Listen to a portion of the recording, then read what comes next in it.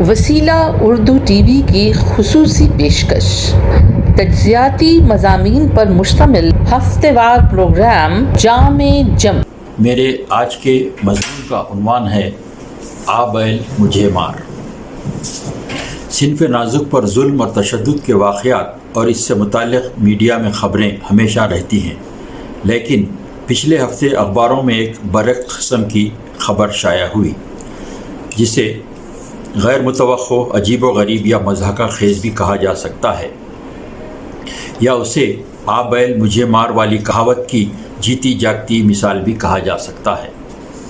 اس خبر میں بتایا گیا تھا کہ اتر پردیش کے سنبھل ضلع میں ایک انوکھا واقعہ پیش آیا۔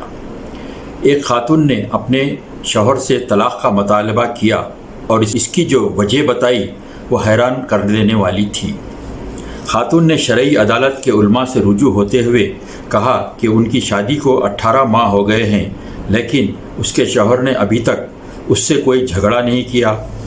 اس نے بتایا کہ اس سے اس کے شوہر کی محبت برداشت نہیں ہوتی۔ شرعی عدالت نے خاتون کی درخواست کو مضحکہ خیز قرار دیتے ہوئے خارج کر دیا۔ اطلاعات کے مطابق اس خاتون نے اس معاملے کو لے کر مقامی پنچایت سے بھی رجوع ہوئی، لیکن پنچایت نے بھی اس معاملے میں فیصلہ کرنے سے بے بسی کا اظہار کیا۔ خاتون نے دعویٰ کیا کہ اس کے شوہر نے ابھی تک نہ اس سے جھگڑا کیا، نہ کسی مسئلے پر ناراضگی کا اظہار کیا، نہ کبھی چیخو پکار کی۔ ایسے ماحول سے اس کا دم گھٹتا ہے۔ خاتون نے بتایا کہ اس کا شوہر گھر کے کام کاج بھی کرتا ہے، اس کے لیے کھانا بھی بناتا ہے۔ خاتون کا کہنا ہے کہ جب بھی میں کوئی غلطی کروں تو وہ میرا شوہر مجھے معاف کر دیتا ہے۔ میں چاہتی ہوں کہ وہ مجھ سے جھگڑا کرے۔ مجھے ایسی زندگی نہیں چاہیے جہاں شوہر ہر بات میں مجھ سے اتفاق کرے۔ جب خاتون سے پوچھا گیا کہ اس کے علاوہ طلاق لینے کی کوئی اور وجہ ہے تو خاتون نے نفی میں جواب دیا۔ اسی دوران خاتون کے شوہر نے بتایا کہ وہ اپنی بیوی کو ہمیشہ خوش رکھنا چاہتا ہے۔ اس نے شرعی عدالت سے مقدمہ واپس لینے کی خواہش کی۔ یہ ایک نفسیاتی مرض کا کیس لگتا ہے۔ کچھ لوگ ایسے ہوتے ہیں جنہیں امن، چین، سکون سے بیر ہوتا ہے۔ وہ زندگی میں ہمیشہ پریشانی، الجھن اور بے سکونی جیسے حالات میں جینا چاہتے ہیں۔ یہ ایک نفسیاتی بیماری ہے۔ یا پھر متذکرہ خاتون کا تعلق ایسے گھرانے یا خاندان سے رہا ہوگا جہاں عورتوں کو دبا کر رکھا جاتا ہے، ان پر رات دن ڈانٹ پھٹکار یا مار پیٹ کی جاتی ہے۔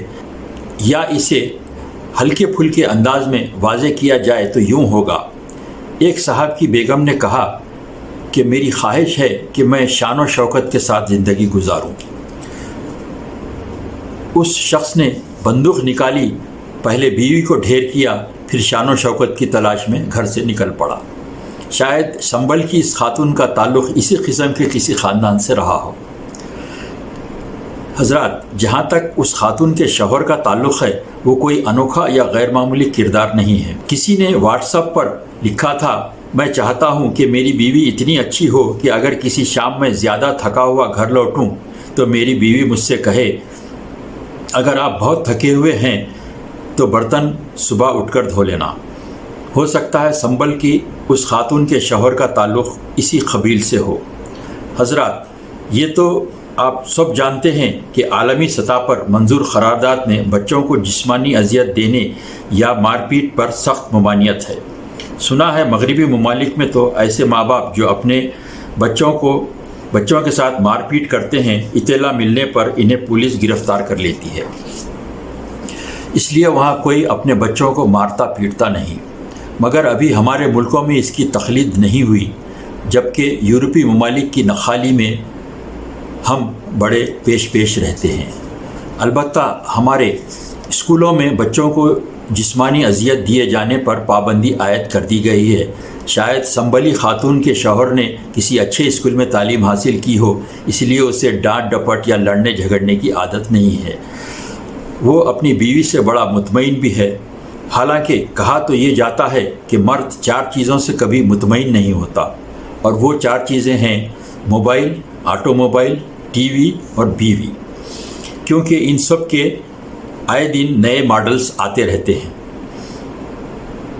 मगर संभली खातून का शौहर अपनी बीवी से पूरी तरह मुतमईन है तो बीवी गैर मुतमईन।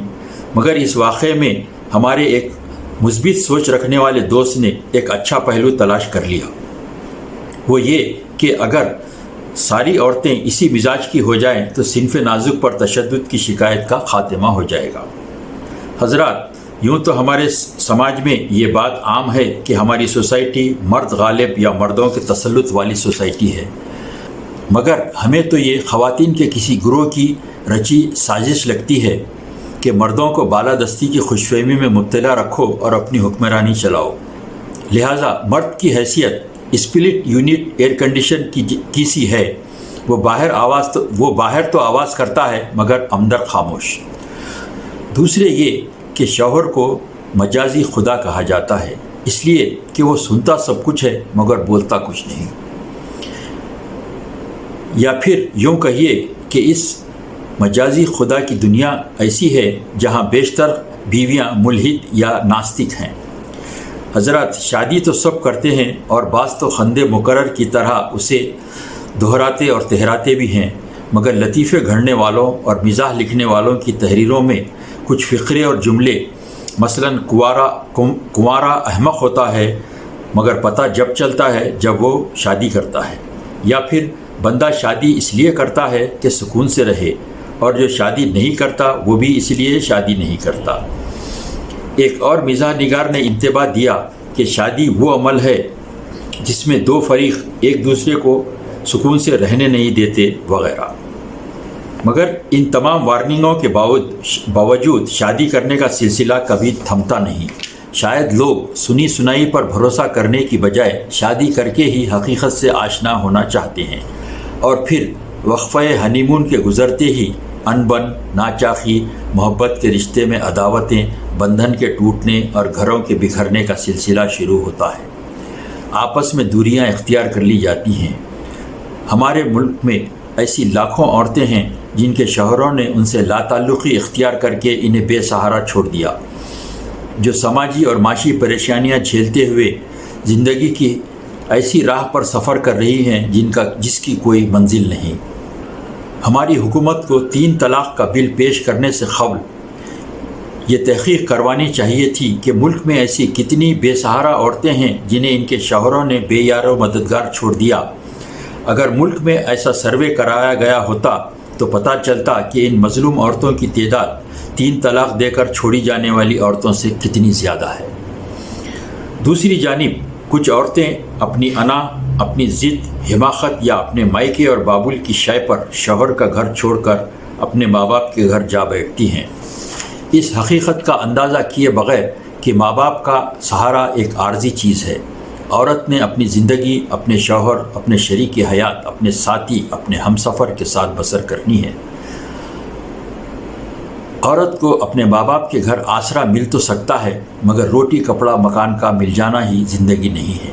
औरत के लिए एक हमसफ़र, एक दुख सुख के साथी, एक मुहाफ़िज़, नीज़ इसके फितरी तकाज़े, इसके बच्चों की बावक़ार नशोनुमा वग़ैरह ऐसी बहुत सी हकीकतें हैं जो मियाँ बीवी के इत्तेहाद में मुमकिन और मुज़मिर है। इस मौजू को ज़रा हल्के अंदाज में कहकर हम बात मज़ीद वाज़ेह करना चाहेंगे। एक खातून अपने शौहर के घर से नाराज़ होकर अपने मायके चली गई। साल भर से ज़्यादा का अरसा गुज़र गया, ना कोई मसालहत हुई, ना खातून ने ही समझौता किया। एक रोज़ उसके घर उसकी सहेली मिलने आई। अलग सलेक और कुछ रस्मी गुफ्तगू के बाद खातून ने अपनी सहेली को बताया कि उसके यहाँ खुशखबरी आने वाली है। सहेली ने हैरत से पूछा, तुम एक तवील अरसे से यहाँ बाबुल में बैठी हो, फिर ये खुशखबरी कहाँ से आई?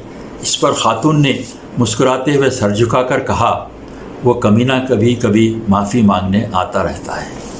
शुक्रिया। वसीला उर्दू टीवी की खुसूसी पेशकश तज्जियाती मज़ामीन पर मुश्तमिल हफ्तेवार प्रोग्राम जामे जम। तज्जियाती मजमून पेशकश महमूद शाहिद। मजमून का उन्वान है लफ्फाजी हुकूमत के मिजाज का हिस्सा। लफ्फाजी को दूसरे मानों में बकवास भी कहते हैं। बकवास का मतलब है वो गुफ्तगू जिसमें कोई काम की बात न हो, सिर्फ लफ्ज ही लफ्ज हो। कोई मुकर्रिर अपनी तकरीर में लफ्ज़ी का मुजाहरा करता है तो उसकी तकरीर का मौजू गायब हो जाता है और लफ्ज़ ही लफ्ज़ समाअत से टकराते हैं। कोई अदीब अपनी तहरीरों में लफ्ज़ी का इस्तेमाल करता है तो उसकी तहरीरों का मफहूम अदा नहीं होता और तहरीरें अल्फाज का अंबार मालूम होती हैं। कोई शायर अपने कलाम में लफ्ज़ी से काम लेता है तो उसका कलाम मानी से महरूम हो जाता है और अल्फाज की बाजीगरी मालूम होता है। कोई सियासतदान लफ्ज़ी अख्तियार करता है तो उसका मतलब ये होता है कि उसके पास कहने के लिए कुछ नहीं है, वो अपनी बातों से फरेब दे रहा है। मैं ये नहीं कहता कि साबिका हुकूमतों ने लफ्ज़ी से काम न लिया हो और अवाम को सिर्फ बातों से तसल्ली न दी हो, लेकिन लफ्ज़ी मौजूदा हुकूमत का मिजाज बन गई है। इसका आगाज लाल किले के स्टेज से होता है, जहाँ मुल्क का वजीर आजम अवाम को नए नए लफ्जों के आईने में नए नए ख्वाब दिखाता है, नई लफ्जियात तराश कर उनसे नए नए वादे करता है,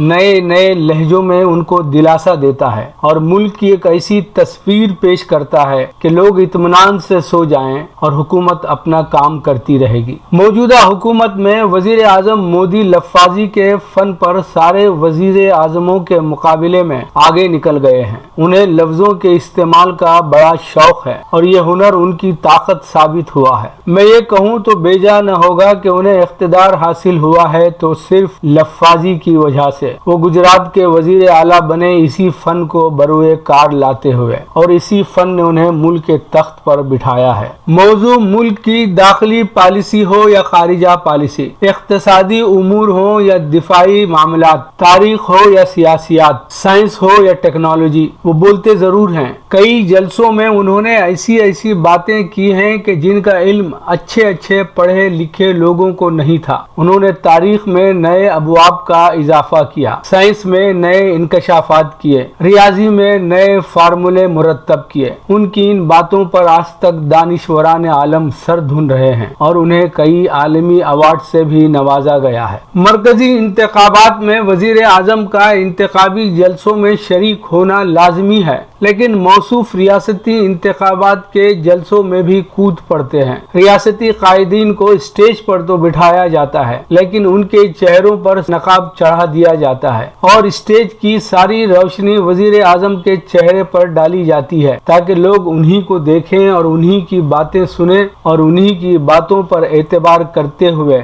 बीजेपी को वोट दें। यही वजह है कि आज तक बीजेपी में न तो मरकज में और न रियासत में मोदी के अलावा कोई दूसरा चेहरा उभरा है। जाहिर है वजीर आजम को लफ्ज़ी में महारत हासिल है और मुल्क की अवाम इतनी मासूम है कि वो लफ्जों के फरेब में आ जाती है। वजीर आजम लफ्जों की दौलत लुटाकर वोट हासिल करते हैं। बताइए, लफ्जों का इतना बड़ा जादूगर दुनिया में और कोई है?